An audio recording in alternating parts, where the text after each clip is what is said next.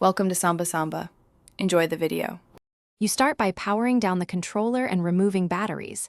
This prevents shorts and lost parts. Once done, gather a small Phillips or Torx T8, a plastic spudger, 90% plus isopropyl, cotton swabs, and a clean tray. You will now remove the back screws carefully. Keep screws separated by location.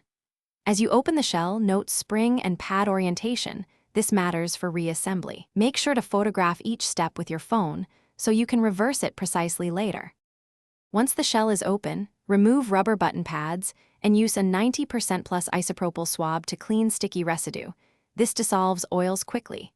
You should also clean plastic housings and metal contacts with light pressure. Avoid flooding the board with liquid. If conductive paint on membrane pads is cracked or flaking, replace them. Worn pads cause intermittent input. Reseat springs and tiny plungers exactly as photographed. Take your time.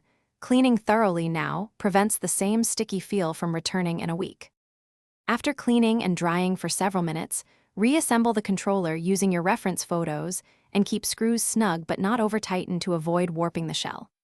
Once partially closed, reconnect the battery and test every button, D-pad, sticks, and triggers to confirm tactile feel and electrical response. This catches issues before final closure. If a button still sticks or registers poorly, consider replacing the rubber membrane or the PCB contact. Recalibrate in console settings after. Thanks for watching. Consider subscribing if we helped you.